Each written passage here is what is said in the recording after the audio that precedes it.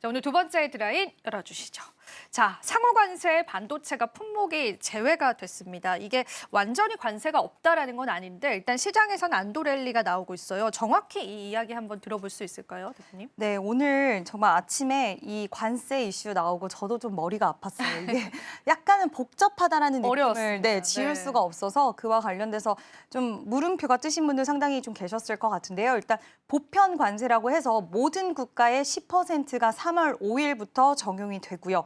그리고 4월 9일부터는 나라별로 이제 관세가 먹여집니다. 우리나라 같은 경우에 25%가 부과가 된다라고 이야기가 나왔고 국가별로 베트남 같은 경우에 40%를 넘는 또 관세가 이제 부과가 되는 상황 속에서 4월 9일부터는 나라별로 관세가 먹여지는 건데 여기서 좀 예외 항목들이 있습니다. 바로 반도체 그리고 의약품, 철강, 알루미늄, 자동차 이런 쪽에 이제 품목군들은 자동차는 이미 25% 관세가 부과되는 걸로 확정이 됐고요. 그러면 반도체, 의약품 이쪽 관련돼서는 지금 보편 관세인 10%가 부과가 될 수 있는 상황인데 왜냐하면 상호 관세 쪽에서는 예외를 시킨다라고 했는데 이게 여기서 그럼 10%에서 끝나는 것인가라고 생각하실 수 있겠지만 이거는 예외 조항이기 때문에 추가적으로 더 큰 관세를 먹일 수 있는 가능성이 이제 열려 있다라는 부분 참고를 해주시면 좋을 것 같고요. 시장에서 그럼에도 불구하고 SK 하이닉스와 삼성전자가 밀리는 이유는 앞으로 얼만큼의 관세가 부과될지 모른다는 그런 두려움, 거기에 플러스적인 요인으로 보조금 축소에 대한 이야기가 최근에 나왔습니다. 지금 삼성전자와 SK 하이닉스는 생산 시설을 미국 쪽에 이제 건설을 하면서 받을 수 있는 보조금 수령에 대한 이야기가 우리가 작년부터 앵커님이랑도 계속 해왔던 것 같아요. 받느냐 안 받느냐 막 이런 얘기 계속 해왔는데 마지막에 했었던 이야기는 트럼프가 이제 당선되기 직전에 받게 되었다라는 이야기로 좀 마무리가 됐던 것 같은데 며칠 전에 반도체 보조금 좀 축소해야 된다라는 이야기를 또 하면서 상당히 반도체 그런 관세는 얼마나 거기다 보조금도 축소 이런 측면이 좀 있는 것 같아요. 그래서 반도체 기업들은 지금 살짝 눈치를 좀 보고 있는 상황이 연출이 되고 있다라고 생각을 해주시면 될 것 같습니다.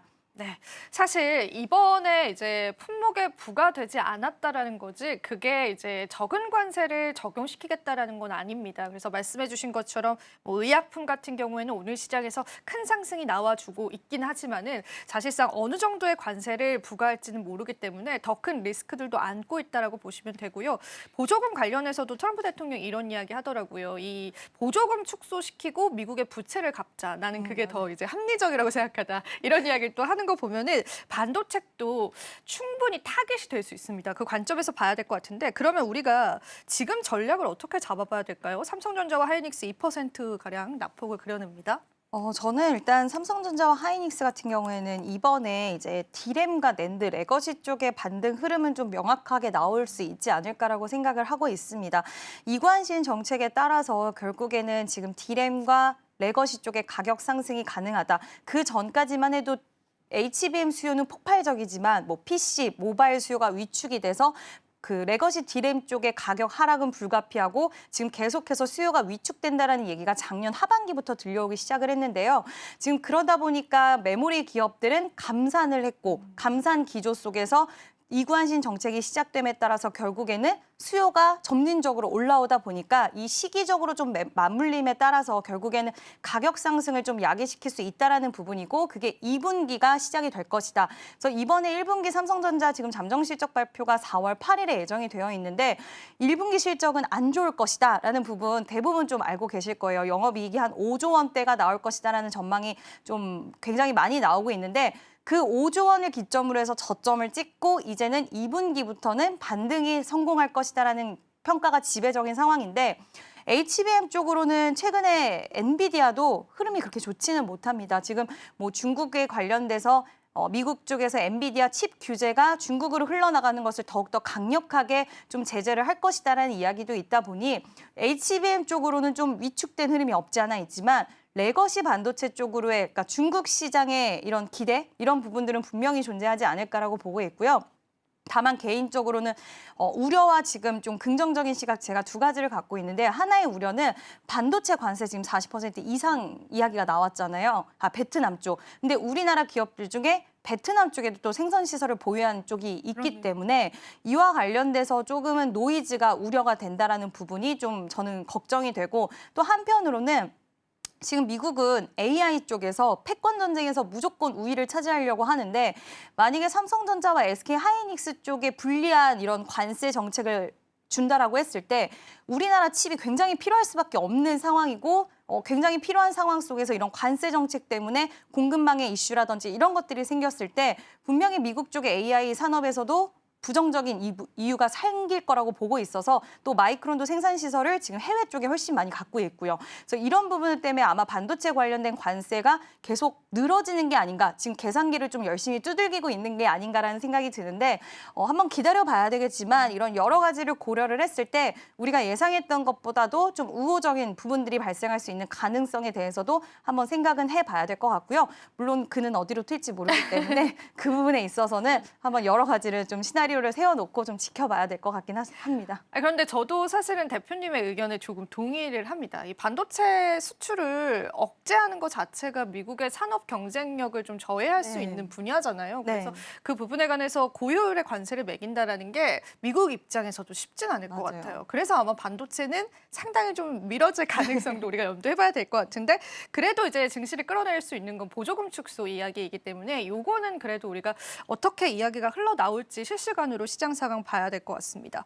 사실 이제 증권가에서는 좀 의견이 부정적이기는 한 것 같아요. 이거 타격 받을 거다 관세에 관해서. 그 의견에 관해서 조금 우리가 반박을 해볼 수 있을까요, 살짝? 네, 오늘 저도 여러 가지 좀 그런 의견들을 좀 봤는데 어쩔 수 없이 타격은 불가피하다라는 것은 자동차도 마찬가지고 반도체도 마찬가지인 것 같아요. 근데 이거를 얼마나 최소화할 수 있느냐의 싸움인 것 같습니다. 이제는 왜냐하면 이 관세라는 키워드가 결국에는 뭐 소비자들의 가격에 전가가 돼서 자동차 같은 경우에는 결국 수요를 위축하게 만들 것이고 그게 기업들의 영향을 당연히 안 좋게 만드는 건 너무나 당연하게 악순환 구조로 가는 부분이고 반도체 같은 경우에 또 공급망 이슈가 생기다 보면은 결국에 반도체 가격이 또 올라가고 메모리 가격이 올라가면 엔비디아라든지 이런 미국에 있는 기업들에게 또 타격이 불가피하다 보니까 이런 것들이 다 안 좋게는 이어질 수밖에 없는 환경인데 우리나라가 여기서 앞으로 어떻게 대응을 하고 어떻게 협상 카드를 꺼내 들어서 이런 부분들을 최대한 축소시킬 수 있는지 그래서 타격을 받는 건 어쩔 수는 없지만 이거를 과연 어떤 협상 카드로 인해서 얼만큼 축소할 수 있는지의 여부는 좀 지켜봐야 될 것 같고요. 매끄럽게 아무 일도 없다는 듯이 지나가기에는 좀 어렵지는 않을까라고 생각은 하는데 이제는 기업들의 움직임과 그리고 국가에서 어떻게 정부 측에서 어떻게 움직이는지 그 부분이 가장 중요한 키가 되지 않을까라고 생각을 합니다. 네. 앞서서 언급해 주셨었던 삼성전자 실적 이야기 한마디만 좀 여쭙고 싶습니다. 이번에 실적 발표 나면은 지난 이제 마이크론 움직임처럼 이제 실적 바닥을 확인을 하면서 급반등이 좀 나와줄 수 있을지 아니면은 이제 생각보다 시장에서 크게 이제 상승이 나오지 않을지 어떤 시나리오 좀 예상하세요? 저는 사실 삼성전자는 좀 긍정적으로 좀 보고 있어요. 왜냐하면 레거시 쪽이 결국에 살아나는 데 있어서 가장 수혜를 받을 수 있는 쪽은 삼성전자이기 때문에 그와 관련돼서 시장에서 실적이 안 좋게 나와도 이미 지금 모두가 다 아는 사실이기 때문에 오히려 바닥을 찍지 않았나라고 해석하는 쪽의 수급이 더 지배적이지 않을까라고 보고 있는데 일단 그게 엄청나게 큰 파급 효과를 불러오기는 좀 힘들 것 같기는 해요. 앞서서 말씀드렸다시피 반도체 관련돼서 우리가 베트남 쪽의 생산 시설이라든지 그리고 관세에 대한 이슈가 차라리 숫자가 확 나오거나 했으면 모르겠는데 4월 8일까지는 딱히 숫자에 대한 부분들이 나오지 않는다라고 했을 때는 여전히 관세에 대한 우려 그리고 보조금 축소에 대한 우려 이 부분들이 좀 공존하다 보면 시장의 수급을 강하게 끌어당기기엔 좀 어렵지 않을까라고 보고 있고요. 오늘 같은 경우에도 지금 외국인의 수급 자체가 보면은 좀 전기 전자 쪽에서 많이 나오고 있어요. 최근에 삼성전자 보면 외국인이 한 5거래일 연속 매도를 한 것을 확인을 할 수가 있어서 이게 저점의 확인 용도로 이번에 1분기 실적 발표 때 쓰임이 있을 수는 있겠지만 여전히 대내적인 불확실성 그리고 정치적인 불확실성도 사실 이 정부의 지금 이게 수장이 좀 부재하다 보니까 협상할 수 있는 그런 없죠. 능력이 네. 없다 보니 이것도 하나의 불확실성으로 떠오를 수 있다라는 것도 외국인의 좀 매도세를 불러일으키지 않았나라고 생각을 하고 있습니다.